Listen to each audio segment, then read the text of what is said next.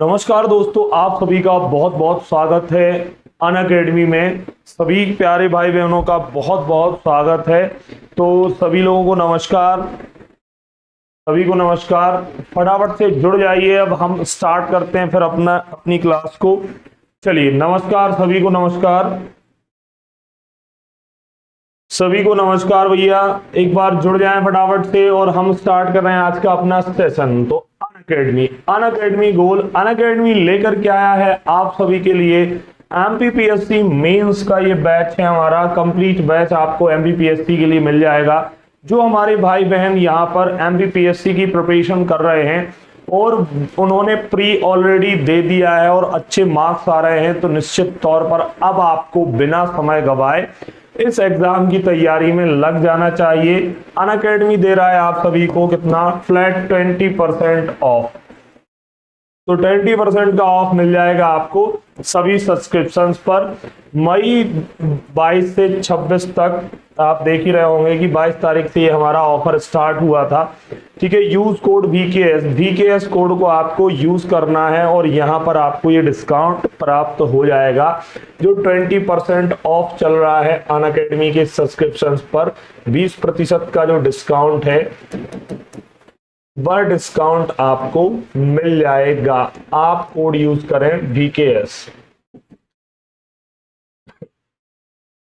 तो इस कोड के माध्यम से डिस्काउंट आपको अवेलेबल हो जाएगा। सभी सब्सक्रिप्शंस पर अब ये डिस्काउंट मिलेगा। और एमपीपीएससी मेंस का हमारा अनअकैडमी ने बैच अब लॉन्च कर दिया है आप सभी के लिए। तो चलिए, इस ऑफर का लाभ उठाएं, महाधमाका बम्पर ऑफर। और आप निश्चित तौर पर मेंस की अगर आपके मार्क्स थोड़े भी अच्छे हैं तो आप बिल्कुल भी संशय में मत रहिए, एमपीपीएससी के बैच को, मेंस को ज्वाइन करिए। ये हमारा लक्ष्य बैच है जो एमपी पुलिस एसआई 2023 के लिए है। कंप्लीट बैच है ये और स्टार्ट हुआ है 26 अप्रैल 2023 से। तो बेटा इसको आपको जरूर ज्वाइन करना है। इसकी जो फीस थी 4,999 अब मात्र हो चुकी है 1,599। कोड को इस्तेमाल करें आप वीकेएस और ये डिस्काउंट आप प्राप्त करिए। ठीक है, ये अनअकैडमी के एजुकेटर्स आपकी स्क्रीन पर हैं जो इसमें आपको पढ़ा रहे हैं। तो सभी लोग फटाफट से जुड़ जाएं एक बार और हम स्टार्ट कर रहे हैं अपना आज का सेशन। तो सभी को नमस्कार, सभी को नमस्कार। चलिए, भारत माता की जय और सभी प्यारे भाई बहनों को नमस्कार। लक्ष्य बैच, अगर आप मध्य प्रदेश एसआई जो सबसे आप देख ही रहे होंगे आने वाले एग्जाम है एमपी एसआई और पुलिस, तो आज से ही आपको अपनी प्रिपरेशन को मजबूत बनाना होगा। उसके लिए ये कंप्लीट बैच है। ये हमारा प्रगति एमपी टेट के लिए एक सुनहरा बैच है। वर्ग एक के लिए ये आपको मिल जाएगा। वर्ग 1 की तैयारी अगर आप और आपका कोई भाई बहन घर बैठे करना चाहता है तो इस कोर्स में बेस्ट एजुकेटर वर्ग 1 के लिए आपको विस्तृत बैच के माध्यम से पढ़ा रहे हैं। हिंदी व इंग्लिश मीडियम में बोथ में मिलेगा। ये आपको 3 मंथ का ये कंप्लीट टारगेट बैच है और 8 मई से हाल ही में स्टार्ट हुआ। आपको टेंशन अनअकैडमी में इसकी बिल्कुल भी नहीं लेनी है, क्योंकि जो भी लाइव क्लास होती है वो रिकॉर्डेड फॉर्म में आपको अवेलेबल हो जाती हैं। आप इसमें इजीली पूरी क्लासेस को देख करके कवर कर सकते हैं। हर क्लास जहां से स्टार्ट होती है अनअकैडमी में, वहीं से आपको समझ में चीजें आती जाएंगी। चलिए, तो ये प्रगति बैच है। आपको अनअकैडमी सबसे पहले तो प्ले स्टोर से अनअकैडमी का एप्लीकेशन डाउनलोड करना है और अनअकैडमी के एप्लीकेशन में भी स्टोर होगा, उसमें आपको प्रगति नाम से ये बैच मिल जाएगा। और यहाँ पर कोड यूज करना है आपको फॉर डिस्काउंट। तो डिस्काउंट के लिए जो कोड यूज करना है वह है कोड वीकेएस कोड का इस्तेमाल करिए आप सभी और ये डिस्काउंटेड रेट का कोर्स प्राप्त करें। चलिए, ये विजय पथ मेगा फाउंडेशन बैच है। ये भी एक कंप्लीट बैच है। अगर आप फाउंडेशन की तैयारी कर रहे हैं या फिर प्रीलिम्स और मेंस कॉम्बो, पूरी एमपीपीएससी की तैयारी इसमें आपकी कंप्लीट विजय पथ मेगा फाउंडेशन बैच में कराई जाएगी। ठीक है, ड्यूरेशन इसका 8 मंथ है। हिंदी और इंग्लिश मीडियम दोनों में अवेलेबल है ये। और 6 अप्रैल से ये हमारा बैच स्टार्ट हुआ है। तो यहाँ भी आपको जो लाइव क्लासेस हुई हैं पिछली, वो रिकॉर्डेड मिल जाएंगी और बाकी लाइव क्लासेस धुआंधार अभी इसमें चल ही रही हैं। चलिए यहां पर भी कोड यूज करना है आपको, वीकेएस कोड का यूज करें और यहां पर डिस्काउंट प्राप्त करें। ये अनअकैडमी के टॉप एजुकेटर्स हैं जो ये पढ़ा रहे हैं। इसके अंतर्गत विजयपथ मेगा फाउंडेशन बैच है ये हमारा, ठीक है। चलिए आगे बढ़ते हैं हम। तो यहां पर अनअकैडमी के एडवांटेजेस दिए हुए हैं कि अनअकैडमी के कौन कौन से एडवांटेजेस हैं। Any time anywhere live and recorded session at your convenience. तो कहीं भी किसी भी समय आप हमारे लाइव क्लासेस को, रिकॉर्डेड सेशंस को कभी भी देख सकते हैं। Opportunity to learn from the best educators, और इंडिया के बेस्ट एजुकेटर्स की अनअकैडमी में मिलेंगे आपको। Get access multiple correspondence course, structured pedagogy in synchronous with academic calendar, ठीक है। यहाँ पर like events, like workshop, strategy, master class available हैं। अनलिमिटेड क्विजेस मिल जाएंगे आपको। बी द होस्ट योरसेल्फ, जो आप अपने आप से भी कर सकते हैं। Study material in PDF format, multiple live doubt clearing session भी आपको इसमें मिल जाएंगे। तो चलिए सभी का बहुत बहुत स्वागत है, सभी का बहुत बहुत स्वागत है। चले अब क्वेश्चन स्टार्ट करते हैं हम। तो पहला क्वेश्चन जो मैंने पहले भी पढ़ाया है, अभी भी फिर से पढ़ा रहा हूं इसको, ये है क्योंकि मेरे हिसाब से मोस्ट आईएमपी जो भी एग्जाम के लिए आप प्रिपेयर कर रहे हैं उसमें आपके ये बेहद काम का क्वेश्चन है। हाल ही में वर्ष 2023 में, तो 2023 में अभी बिल्कुल ताजा प्रवासी भारतीय दिवस मनाया गया है ना, जिसके मुख्य अतिथि दिवस भी मनाया गया और सम्मेलन या कन्वेंशन भी यहां पर करा गया था।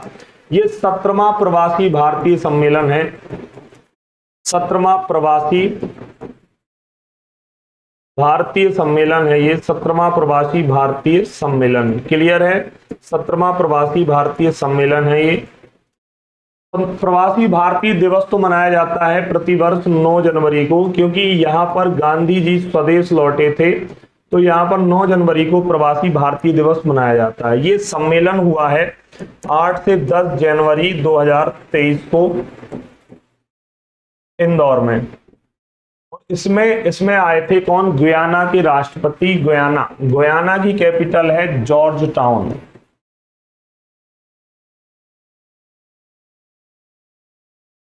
जॉर्ज टाउन इसकी कैपिटल है। और यहां पर जो इसके राष्ट्रपति आए थे वो थे Mohammad Irfan Ali. B is right answer. अच्छा, इसमें सूरीनाम देश के राष्ट्रपति भी आए थे। सूरीनाम देश के राष्ट्रपति भी इसमें पधारे थे, ठीक है। सूरीनाम देश के राष्ट्रपति भी इसमें पधारे हैं। तो अगर इनकी हम बात करें सूरीनाम के राष्ट्रपति, तो ये कौन है? चंद्रिका संतोखी जी यहाँ पर क्या आए थे? संतोखी जी आए थे यहाँ पर राष्ट्रपति। यह थे सूरीनाम देश के राष्ट्रपति। कहाँ के? सूरीनाम देश के राष्ट्रपति महोदय आए थे। अगला क्वेश्चन, ये एमपीपीएससी प्री में आया ही है।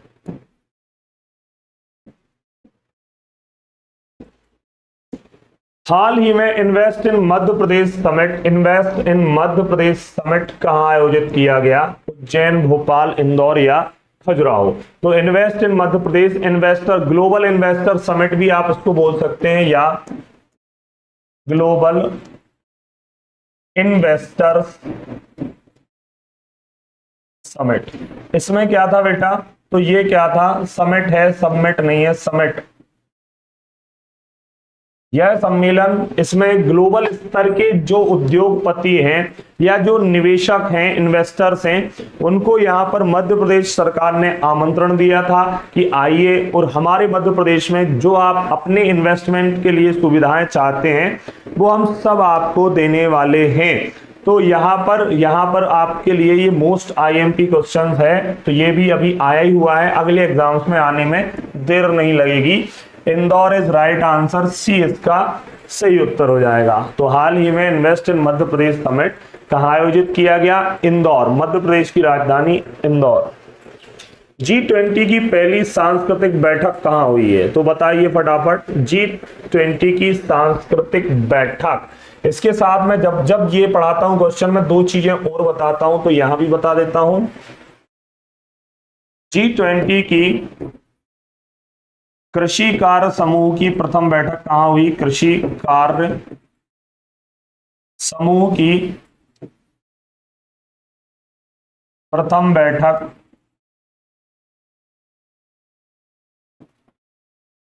इसका अभी जो हाल ही में टैगलाइन चल रहा है वसुधैव कुटुंबकम, इससे भी क्वेश्चन आए तो बता देना। पृथ्वी ही परिवार है, वसुधैव कुटुंबकम। और इस वर्ष के लिए हमारे आदरणीय प्रधानमंत्री श्री नरेंद्र दामोदर दास मोदी जी क्या हैं? इसके वर्तमान में अध्यक्ष हैं। वर्तमान में ये अध्यक्ष हैं। हमारी भारत इस बार अध्यक्षता कर रहा है G20 की। तो यहाँ पर ये कृषि कार्य समूह की बैठक, प्रथम बैठक हुई है।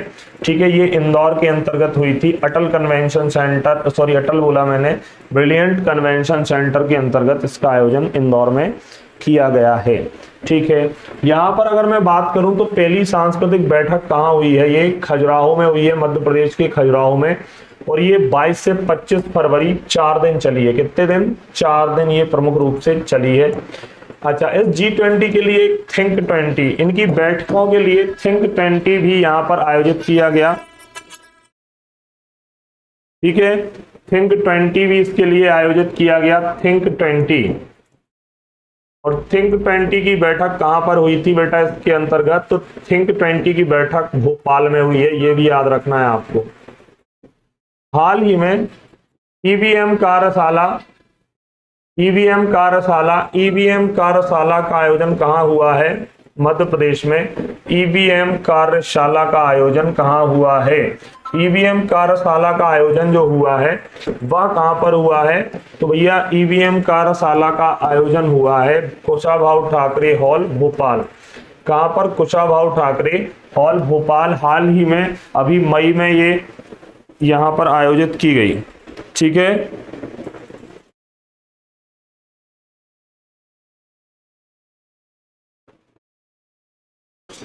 ठीक है। नेक्स्ट, मध्य प्रदेश की स्टार्टअप नीति इंदौर से किसके द्वारा लॉन्च की गई? तो बताइए अब स्टार्टअप नीति। अच्छा, startup India, stand up India योजना कब आई थी? तब तक आप आंसर लगाइए। सभी लोग एक बार लाइक जरूर करें सेशन को, और लाइव चैट में आकर इनके आंसर्स को जस्टिफाई करें और लगाएं। स्टार्टअप इंडिया कैंपेन या योजना, startup India, stand up India, तो ये कब हुआ है? स्टार्टअप इंडिया 16 जनवरी 2016 को स्टार्टअप इंडिया का यहां लॉन्च किया गया था।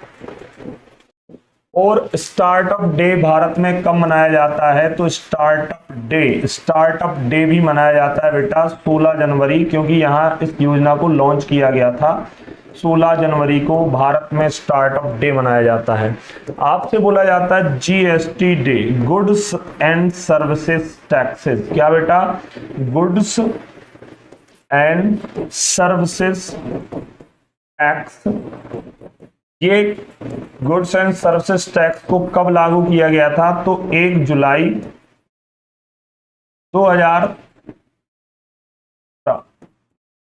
और 1 जुलाई को क्या मनाया जाता है? GST day. 1 जुलाई को यहां पर GST डे मनाया जाता है, GST डे। 1 जुलाई को GST डे मनाया जाता है। GST 5 प्रकार का होता है, आपको भी पता होगा 5 प्रकार से GST लगता है, और यहाँ पर अलग अलग दरों पर लगता है। GST संग्रहालय, आपसे कोई बोलता है संग्रहालय, तो GST संग्रहालय जो है यह आपको कहाँ मिलेगा? GST संग्रहालय आपको मिलेगा ये गोवा के अंतर्गत। अभी हमारी केंद्रीय वित्त मंत्री, सेंट्रल की फाइनेंस मिनिस्टर निर्मला सीतारमण, तो निर्मला सीतारमण जी ने क्या किया है? इसका उद्घाटन गोवा में किया है। अब मध्य प्रदेश की स्टार्टअप नीति, ऐसा स्टार्टअप नीति लॉन्च करने वाला भारत का प्रथम राज्य। तो एक पॉइंट तो ये भी आपके लिए बहुत अच्छा है कि प्रथम राज्य स्टार्टअप नीति। 2022 में इंदौर से डिजिटल माध्यम से श्री नरेंद्र मोदी जी के द्वारा स्टार्टअप नीति को लॉन्च किया गया है मध्य प्रदेश की, ठीक है, डिजिटल वर्चुअल माध्यम से। अच्छा, आपसे युवा नीति पूछी जाए, मध्य प्रदेश की युवा नीति की लॉन्चिंग कब हुई है? मध्य प्रदेश की युवा नीति कहाँ की? एमपी की बात कर रहा हूं मैं, एमपी। मध्य प्रदेश की युवा नीति 23 मार्च 2023 को लॉन्च की गई है। कहां से? भोपाल से लॉन्च किया गया है इसको। कहां से लॉन्च किया गया भैया? भोपाल से लॉन्च किया गया है, ठीक है, भोपाल से इसकी लॉन्चिंग की गई है युवा नीति, जो कि 23 मार्च 2023 को भोपाल से हाल ही में इसकी लॉन्चिंग करी गई है। स्टार्टअप नीति, तो startup India, stand up India, इसके तहत लोन दिए जाते हैं। जो छोटे व्यवसाय हमारे स्किल्ड भारतीय उसको करना चाहते हैं, तो उसके तहत उसमें लोन की व्यवस्था की गई है, लोन वितरित किए जाते हैं। हाल ही में रीवा सीधी में बनी सबसे लंबी टनल किस घाटी में है? तो ये मैंने कल भी बताया था, ये आज भी इसमें ऐड है। कल मैंने पूछा था कि कहाँ है, आज मैंने टनल पूछ दिया, तो ये रिवाइज करिए फटाफट कि रीवा सीधी में जो 1004 करोड़ की लागत से बनी 1004 करोड़ की लागत से बनी रीवा सीधी टनल, मध्य प्रदेश की जो सबसे लंबी टनल है, वह किस घाटी में है? बताएं बताएं भैया फटाफट।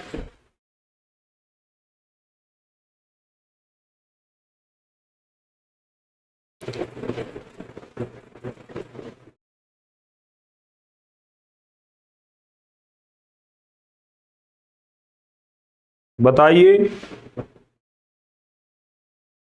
तो मोहनिया घाटी, कहां पर बेटा? मोहनिया घाटी। मोहनिया घाटी रीवा के अंतर्गत आपको देखने को मिलेगी, रीवा सीधी के अंतर्गत।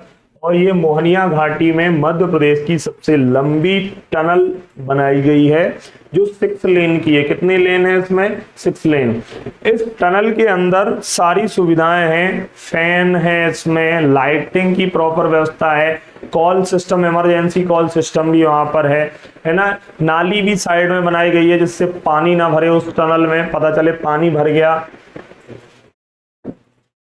चले, जनजाति गौरव दिवस के उपलक्ष्य में मध्य प्रदेश में पेसा अधिनियम, पेसा एक्ट, तो पेसा अधिनियम द्रौपदी मुर्मू जी के द्वारा लॉन्च की गई। वह किस क्रम की राष्ट्रपति हैं? तो महामहिम हमारी श्रीमती द्रौपदी मुर्मू जी, और यहाँ पर महामहिम जी जो है द्रौपदी मुर्मू जी है। और ये इनका जन्म अगर आपसे पूछा जाता है तो उड़ीसा।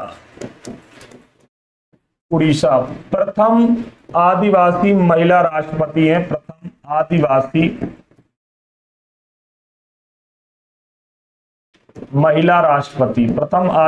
महिला राष्ट्रपति हैं ये हमारी द्रौपदी मुर्मू जी, ठीक है। और द्रौपदी मुर्मू जी ने यहाँ पर पेसा अधिनियम शहडोल से जनजाति गौरव दिवस के उपलक्ष्य में, कहां से बेटा? शहडोल से, मध्य प्रदेश के 89 विकास खंडों में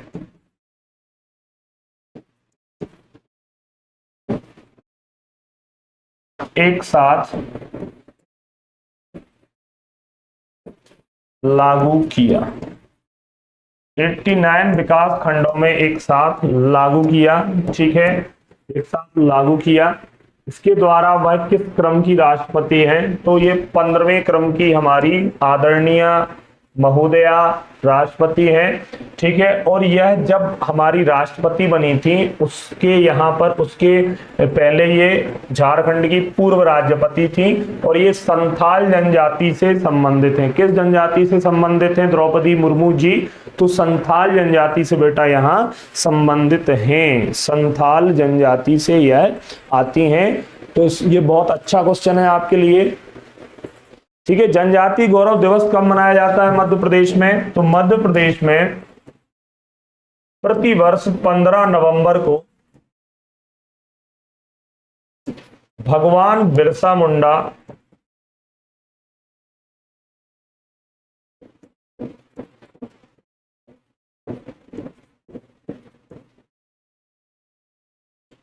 की जयंती पर यह मनाया जाता है। 15 नवंबर को भगवान बिरसा मुंडा की जन्म दिवस पर या जयंती पर मध्य प्रदेश में ही नहीं पूरे भारतवर्ष में भी यह जनजातीय गौरव दिवस के रूप में मनाया जाता है। ठीक है, चलिए। भारत में बनिहाल दर्रा कहाँ किस राज्य में पाया जाता है? तो भारत में बनिहाल दर्रा बताना है बेटा आपको कि भारत में बनिहाल दर्रा कहाँ पाया जाता है। तो जम्मू कश्मीर, हिमाचल और हरियाणा या फिर सिक्किम। तो जम्मू कश्मीर की बात करें या फिर हम हिमाचल, हरियाणा, सिक्किम। बनिहाल हिमाचल में कौन सा है? तो रोहतांग, आपको भी पता है रोहतांग, सिपकीला, ये दर्रे आपको बेटा यहाँ पे देखने को मिलेंगे। रोहतांग तथा शिपकीला जैसे दर्रे आपको देखने को मिलेंगे हिमाचल प्रदेश में। ठीक है, सिक्किम में कौन से हैं? तो देखिए नाथुला, नाथुला, जेलेपला, नाथुला तथा जेलेपला दर्रे आपको यहाँ पे भी मिल जाएंगे। और सिक्किम की कैपिटल है गंगटोक, गंगटोक। ठीक है, यहां पर अगर मैं बात करूं जम्मू कश्मीर के अंतर्गत बनिहाल दर्रा है, बनिहाल, उर्जिल, काराकोराम। ठीक है, काराकोराम, बुर्जिल, बनिहाल, ये सब कहां पर हैं? तो ये जम्मू कश्मीर के दर्रे हैं। ये दर्रा या पास क्या होता है? तो जब एक पहाड़ को काटकर एक ओर से दूसरी ओर जाने के लिए जो रास्ता बनाया जाता है उसको दर्रा कहा जाता है, दर्रा। मन्नार की खाड़ी भारत और किस अन्य देश के साथ सीमा बनाती है? तो आपने बहुत सुना होगा मन्नार की खाड़ी। मन्नार की खाड़ी बतानी है अब आपको। 8वां प्रश्न आज का, मन्नार की खाड़ी भारत और किस अन्य देश के साथ सीमा साझा करती है? तो एक आपने सुना होगा सियाचिन, सियाचिन सुना होगा आपने। सियाचिन किन दो देशों के बीच है? सियाचिन, तो बताइए सियाचिन का भी भाई सभी लोग कमेंट करिए कि क्या है सही उत्तर। मन्नार की खाड़ी, मन्नार की खाड़ी की बात करनी है हमें, तो मन्नार की खाड़ी किन दो देशों के मध्य है? मन्नार की खाड़ी। तो भारत, एक तो कॉमन भारत है, यहां भी कॉमन भारत है, लेकिन दूसरी ओर कौन सा देश है? दूसरी ओर कौन सा देश है? ये मन्नार की खाड़ी भारत और श्रीलंका, हमें लगेगा म्यांमार होगा, जबकि म्यांमार इसका उत्तर नहीं है, श्रीलंका। ठीक है, आदम का पुल, एडम्स ब्रिज भी यहां पे मिलता है, कहां पे? श्रीलंका और भारत के बीच में, तमिलनाडु राज्य जो पड़ता है रामेश्वरम के पास, वहां आदम का पुल है। एडम्स ब्रिज आपको भी पता होगा, एडम्स ब्रिज। क्लियर हो गया?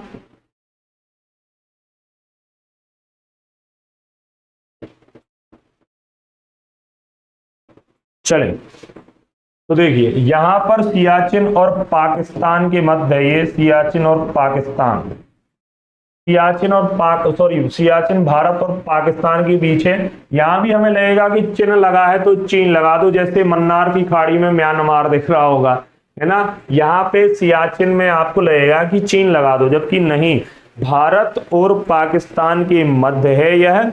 और आपको पता होगा कि बांग्लादेश की सीमा सर्वाधिक भारत से लगती है, बांग्लादेश की सीमा सर्वाधिक 40-96 किलोमीटर मध्य प्रदेश भारत से लगती है। ठीक है, अगला question, road, rail, steel, concrete, बीज, बोगी बील, बोगी बील का अन्य नाम क्या है? तो बताइए बोगी बील का अन्य नाम क्या है? ये थोड़ा सा क्वेश्चन गलत है तो इसको रहने देना, क्योंकि ऑप्शन वहां दो दो रखे हुए हैं, इसलिए उसको छोड़ दीजिए, बाकी इसको बताइए। हिमालय की कंचनजंगा चोटी किस राज्य में फैली हुई है? तो मैंने बताया था भारत की सर्वोच्च चोटी कौन सी है? भारत की सर्वोच्च चोटी, दुनिया की तो माउंट एवरेस्ट है जो नेपाल में है, और नेपाल में माउंट एवरेस्ट का नाम आपको पता है सागर माथा है, जहां पर एक टेथिस सागर हुआ करता था। दो स्थलों की चपेट के कारण वहां पर सागर समुद्र डूब गया और वहां एक प्लेट की प्लेट्स ऐसी जमीन की चढ़ती गई और पर्वत का निर्माण हो गया। हिमालय को एक नवीन बलित पर्वत, न्यू फोल्डेड माउंटेन कहा जाता है।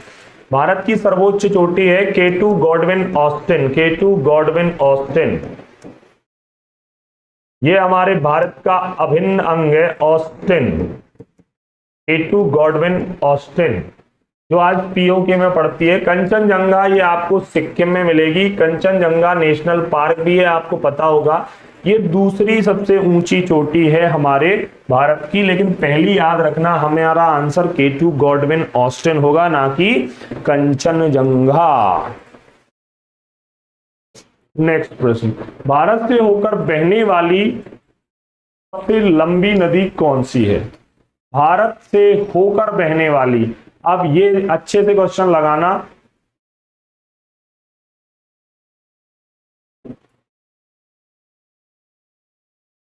बताइए आंसर, भारत से होकर बहने वाली सबसे लंबी नदी कौन सी है? थोड़ा सा ध्यान से पढ़ना है आपको क्वेश्चन और फिर उसका आंसर लगाना है, तो जल्दी से आंसर लगाएं। इसका क्या है इसका सही उत्तर?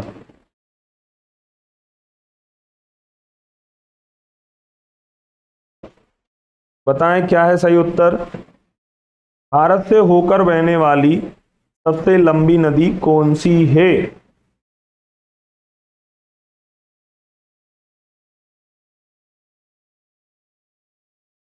बताएं सभी लोग क्या है सही उत्तर?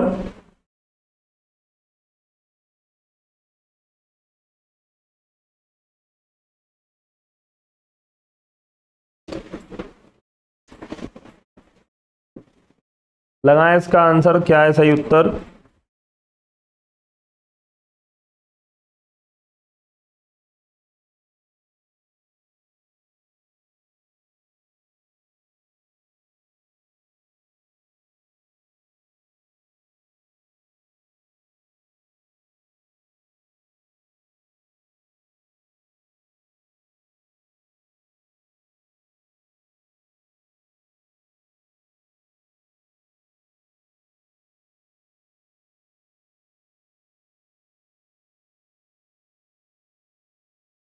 बताएं भैया फटाफट।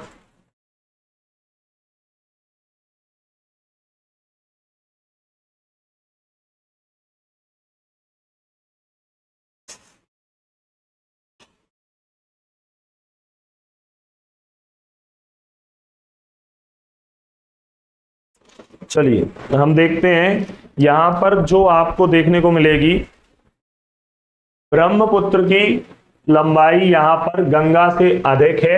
यहां पर भारत से होकर बहने वाली भारत की सबसे लंबी नदी कौन सी है? भारत की सबसे लंबी नदी, दोनों में अंतर है। भारत की सबसे लंबी नदी अगर आपसे बोलता है कोई, तो आंसर अलग है। भारत की सबसे लंबी नदी जो है बेटा, वह मिलेगी आपको गंगा, 25 किलोमीटर, जबकि ये 2900 किलोमीटर के आसपास है ब्रह्मपुत्रा। इसलिए answer B is right answer है, बी इसका सही उत्तर है, क्योंकि होकर बहने वाली मध्य भारत से टच होकर निकल जाती है। ब्रह्मपुत्र को नदी नहीं नद कहा जाता है, नद मतलब पुरुष रूप। भारत की किस राज्य में बेम्बा नद झील है? बेम्बा नद झील बतानी है आपको, बेम्बा नद, बेम्बा नद झील बताएं फटाफट से, कहां पर है? भारत के किस राज्य में बेम्बा नद झील आपको पाई जाती है, देखने को मिलती है बेम्बा नद झील? बताएं भैया।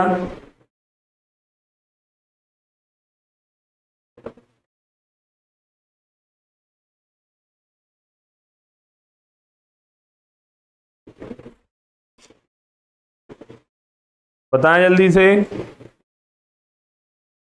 बेम्बा नद झील। अगर आपसे लोनार झील पूछी जाए तो क्या बताएंगे आप? लोनार झील, ये महाराष्ट्र में है लोनार। यहां पर बेम्बानद झील बोली गई है, तो बेम्बानद झील केरला में पाई जाती है बेटा। कहां पर? Kerala. Please right answer. Ankleshwar तेल उत्पादक क्षेत्र कहां पर है? तो अंकलेश्वर तेल उत्पादक क्षेत्र हमारा मिलेगा आपको गुजरात के अंतर्गत। अच्छा, डिगबोई असम में, डिगबोई असम में, ठीक है, पहला तेल कारखाना लगाया गया था। भारत के अंदर पहला तेल कारखाना कहां लगाया गया था? डिगबोई आसाम। डिगबोई आसाम में पहला तेल शोधक कारखाना लगाया गया था। ये यहां पर गुजरात के अंतर्गत अंकलेश्वर तेल शोधक कारखाना मिलेगा। मुंबई में भी है एक, मुंबई तेल शोधक क्या तेल उत्पादक, मुंबई में भी एक है बॉम्बे हाई जिसका नाम है, जहां से तेल का कुआं है बॉम्बे हाई, यहां से तेल मिलता है बॉम्बे हाई, मुंबई के समुद्री तट पर है। लिंगराज मंदिर भारत में कहां स्थित है? तो लिंगराज बताना है आपको, ये काफी प्रसिद्ध मंदिर है, तो बताएं लिंगराज मंदिर। बृहदेश्वर मंदिर आपसे पूछा जा सकता है, बृहदेश्वर मंदिर, तो भारत में जो बृहदेश्वर मंदिर है ये तंजौर में है। चोल सम्राट, चोल शासक राजराज प्रथम ने बनवाया था इसको, चोल शासक राजराज प्रथम ने बृहदेश्वर मंदिर जो तंजौर में पड़ेगा इसका निर्माण करवाया था, क्योंकि एक दक्षिण भारतीय राजवंश है। लिंगराज मंदिर आपको भुवनेश्वर उड़ीसा में मिलेगा, भुवनेश्वर उड़ीसा। यहां पर कोणार्क का सूर्य मंदिर भी है, यहां पर और क्या है? कोणार्क सूर्य मंदिर। इसके अलावा बेटा और क्या है यहां पर? तो देखिए यहां पर जो है जगन्नाथपुरी, जगन्नाथ का भात जगत पसारे हाथ, जगन्नाथ स्वामी मंदिर भी आपको यहां पर मिल जाएगा। लिंगराज भुवनेश्वर उड़ीसा। मुखौटा किस राज्य का लोक नृत्य है? बताएं जल्दी से। मुखौटा, तो मुखौटा किस राज्य का लोक नृत्य है? मुखौटा बताइए सभी लोग फटाफट। मुखौटा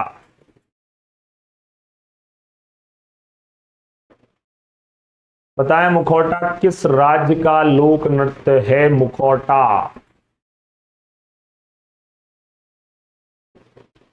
किस राज्य का है ये मुखौटा?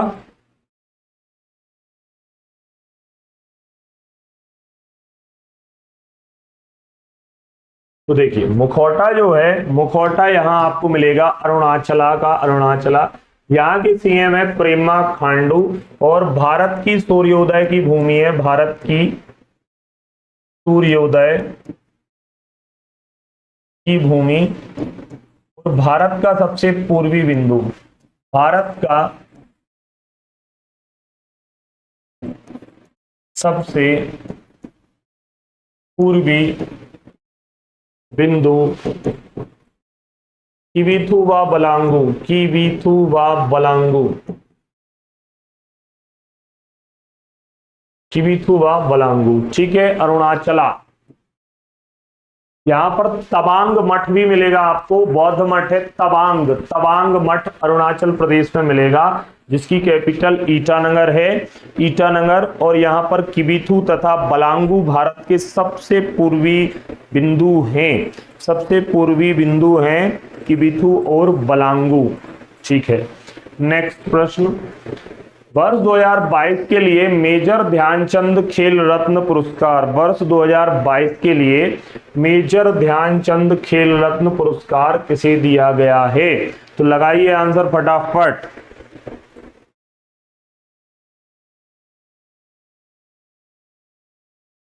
चलें आंसर लगाएं जल्दी से। वर्ष 2022 के लिए मेजर ध्यानचंद खेल रत्न पुरस्कार, तो मेजर ध्यानचंद खेल रत्न पुरस्कार का पूर्व नाम क्या था? पूर्व नाम, तो इसका बेटा पूर्व नाम था राजीव गांधी खेल रत्न पुरस्कार, राजीव गांधी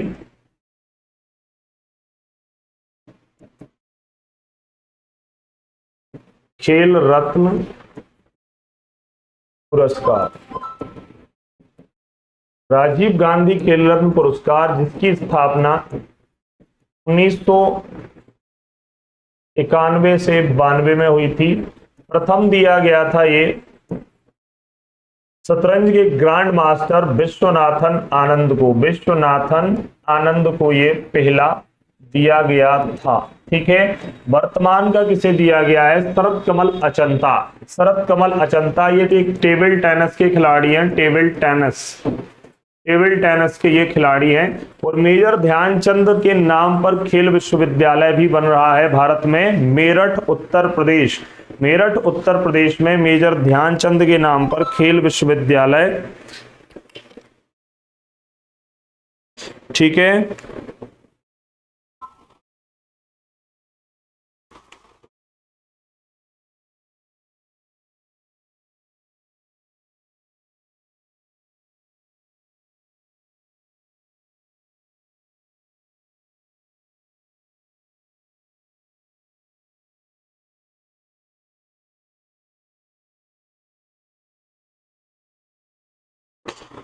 ठीक है। चलिए, मेजर ध्यानचंद की आत्मकथा गोल थी। हॉकी के ये जादूगर हैं। कौन है ये? हॉकी के जादूगर। मध्य प्रदेश के भोपाल में इनके नाम पर एक स्टेडियम भी है, हॉकी का स्टेडियम। ठीक है, हॉकी का स्टेडियम।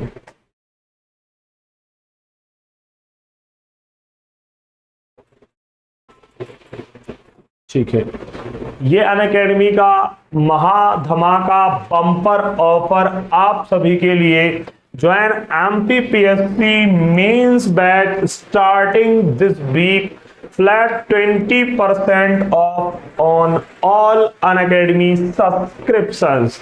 तो 20% का यहां पर आपको डिस्काउंट अनअकैडमी के सभी सब्सक्रिप्शंस पर मिल रहा है। तो अभी ज्वाइन करें। ठीक है, ये 22 मई से हमारा ऑफर स्टार्ट हुआ है। यूज कोड VKS और ये 20% डिस्काउंट प्राप्त करने के लिए, ये 20% का डिस्काउंट प्राप्त करने के लिए आपको कोड लगाना है VKS। किस कोड को लगाना है? VKS कोड को आपको यूज करना है। VKS कोड को आपको यूज करना है। लखवारिया की गुफाएं मध्य प्रदेश में कहां पर है? तो देखिए, लखवारिया, लाख बार मारेगा कोई तो सिर डोल जाएगा या घूम जाएगा। लाख बार किसी को मारने दो तो अपना सिर घूम जाएगा। सिर डोल या सहडोल, ऐसे याद कर लेंगे हम। लखवारिया। गुप्तेश्वर गुफा कहां पर है बेटा? तो गुप्तेश्वर, जो ऐसा छेद जो गुप्त है, वही वाली गुफा, खुल्जा सिमसिम वाली गुफा, ऐसे याद कर लेना। गुप्तेश्वर गुफा मध्य प्रदेश में कहां है? छिंदवाड़ा, सिवनी, उज्जैन या फिर सीहोर। तो बताइए भैया जल्दी से, क्या है इसका सही उत्तर? इसका सही उत्तर बताना है आपको। तो गुप्तेश्वर गुफा छिंदवाड़ा जिले में आपको मिल जाएगी। A is right answer, Chhindwara Gupteshwar गुफा। ठीक है, छिंदवाड़ा जिले में आपको मिलेगी। सोनार में हम उपयोग करते हैं, तो सोनार में हम किसका उपयोग करते हैं? साउंड के माध्यम से सोनार क्या करता है? पानी के भी अंदर जैसे पनडुब्बियां होती हैं, तो उसमें समुद्र में अगर कोई पानी में कोई वस्तु पड़ी हुई है, जैसे टाइटैनिक का जहाज, तो ये यहां पर सोनार के माध्यम से हम उसका उपयोग, उसको पता लगा सकते हैं साउंड के माध्यम से। तो चलिए, किस पर डिपेंड है सोनार? बताएं फटाफट। सोनार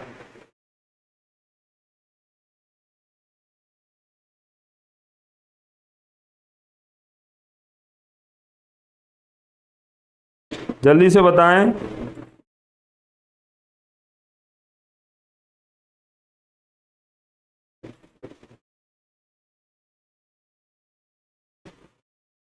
चलें, बताएं फटाफट से।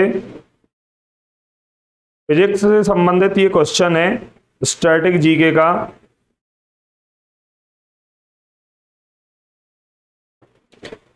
ये नाविकों द्वारा आवाज और रेंज है। ठीक है, सोनार का अर्थ आवाज और रेंज है। ठीक है, किसी भी वस्तु का पता लगाया जाता है इसके अंतर्गत, और पराध्वनिक पराश्रव्य तरंगों के माध्यम से यहां पर ऑब्जेक्ट का पता लगाया जाता है। मध्य प्रदेश के गठन से संबंधित विधेयक पर किस राष्ट्रपति के द्वारा यहाँ पर साइन किए गए हैं? तो बताएं। ये आज का आपके लिए होमवर्क है। आपको यहाँ पर जब गठन हुआ मध्य प्रदेश का, तो उस विधेयक पर दस्तखत किसने किए थे? 7वां संशोधन, संविधान संशोधन विधेयक था जो, जिसके तहत मध्य प्रदेश का गठन हुआ। तो आपको इसका आंसर देना है। चलिए, भोपाल का भारतीय संघ में विलय।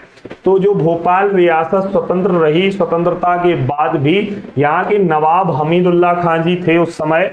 इस समय कौन था नवाब? भोपाल का नवाब कौन था? तो नवाब हमीदुल्ला खां यहाँ के नवाब होते हैं, नवाब हमीदुल्ला खां जी होते हैं। और इन्होंने क्या किया था? इन्होंने भारत संघ में विलय से मना कर दिया था, परंतु दबाव के बाद इन्होंने फिर 1 जून 1949 को भोपाल रियासत का भारत संघ में विलय किया।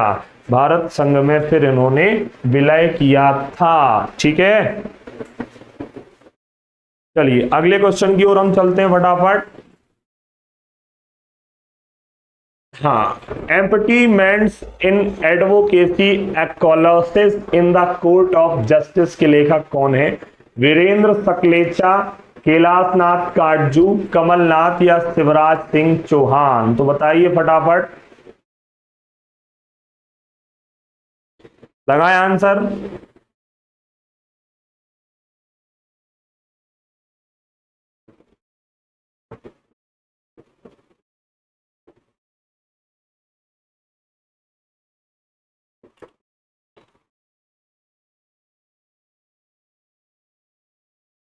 बताएं जल्दी से।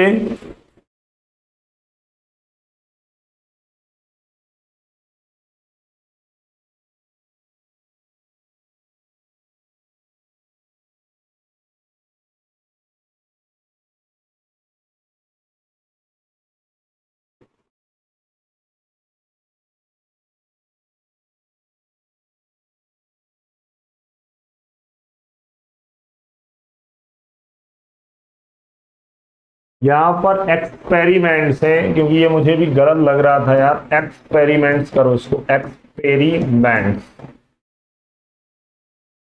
तो ये हमारे पूर्व सीएम साहब भी हैं, पूर्व सीएम नेहरू कैबिनेट में ऐसे क्वेश्चन आ चुके हैं। नेहरू कैबिनेट में रक्षा व गृह मंत्री,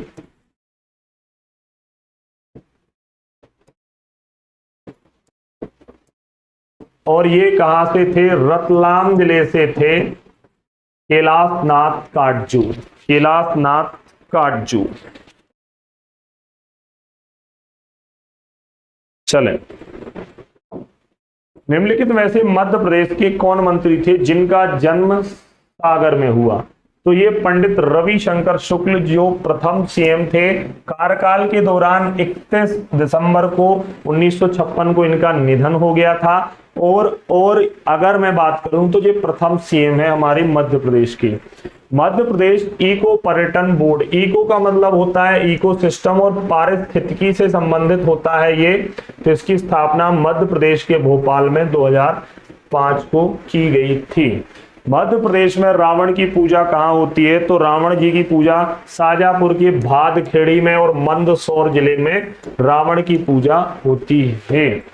कलंगी तुर्रा किस क्षेत्र के गायन से संबंधित है? तो कलंगी तुर्रा ये निमाड़ का है, बेसिकली निमाड़ का है। शिव और पार्वती को यह समर्पित दल होते हैं इसमें, शिव और पार्वती। और ये इसमें 2 दल होते हैं। प्रतिस्पर्धात्मक गायन है निमाड़ का। विदेशिया गायन किस क्षेत्र से संबंधित है? निमाड़, मालवा या बघेलखंड या बुंदेलखंड? तो विदेशिया गायन व बांस गीत कहाँ चलते हैं? ये चलते हैं, विवाह के समय होता है बांस गीत वगैरह, ये चलते हैं बघेलखंड में। सी इज राइट आंसर। खजुराहो के विश्वनाथ और पार्श्वनाथ मंदिर का निर्माण किसके शासनकाल में हुआ? तो ये भगवान शंकर का है, शिव। और पार्श्वनाथ जो है ये जैन मंदिर है। दोनों के दोनों खजुराहो में है ये, ठीक है। और ये धंगदेव चंदेल के द्वारा बनवाए गए थे, धंगदेव। अमझेरा रियासत का संबंध किससे है? तो अमझेरा रियासत से नेतृत्व 1857 की क्रांति का नेतृत्व किया गया। कि क्रांति का नेतृत्व किसने किया है? तो वह थे बख्तावर सिंह। बख्तावर सिंह, अमझेरा के बख्तावर सिंह। क्लियर है बेटा? और ये धार से संबंधित हैं। B is right answer. Chenani Nashri सुरंग किस राष्ट्रीय राजमार्ग पर यह स्थित है? तो ये भी आज का आपको होमवर्क देते हैं और यहाँ पर आज की क्लास होती है समाप्त। ठीक है, और ये आपके लिए अनअकैडमी का स्पेशल सुपर महाधमाका बम्पर ऑफर चल रहा है, जो जिसमें आपको 20% का डिस्काउंट मिल रहा है। तो इसका लाभ उठाइए, इस ऑफर का 20% का डिस्काउंट सभी सब्सक्रिप्शन के साथ, और join MPPSC mains batch starting this week. Unacademy के साथ अपने एमपीपीएससी मेंस की तैयारी को करें और मजबूत। और यहाँ फ्लैट 20% ऑफ चल रहा है। कोड यूज करना है आपको यहाँ पर VKS, और यहाँ आपको डिस्काउंट प्राप्त हो जाएगा। Use code VKS। ठीक है, तो ये 20% का डिस्काउंट है और कोड आपको VKS यूज करना है, और अनअकैडमी का ये सब्सक्रिप्शन आपको डिस्काउंटेड रेट पर मिल जाएगा। तो चलिए, जाने से पहले सभी लोग एक बार सेशन को लाइक जरूर करें, सेशन को लाइक कर दें और अपना ध्यान रखें, अपनों का ध्यान रखें, बहुत खुश रहें और सिलेक्शन यहाँ अपनी दावेदारी पेश करके सिलेक्शन लें। तो चलिए, सभी प्यारे भाई बहनों को नमस्कार, धन्यवाद जुड़ने के लिए। लाइक जरूर करें और ये 20% का डिस्काउंट आप जरूर प्राप्त करें VKS कोड को यूज करके। तो जय हिंद, जय भारत।